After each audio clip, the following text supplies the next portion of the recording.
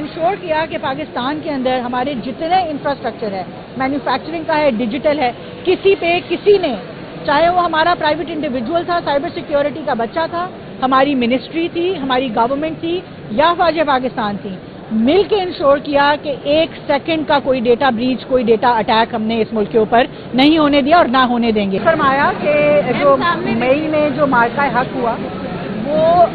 ایک تو ہماری افواج نے ایک کنونشنل وارفیئر لڑی، ہم نے دیکھا کہ جس طرح سے ایئر فورس نے، لینڈ فورس نے، تمام لوگوں نے مل کے ایک جنگ جو ہے اس کو جیتا، مگر اس کے ساتھ ساتھ تمام اداروں کے، حکومت پاکستان کے اور ہمارے سٹیزن کی جو ایک سائبر فورس تھی جس نے اس جنگ میں اپنا کردار ادا کیا، ان کا بھی اتنا ہی رول ہے۔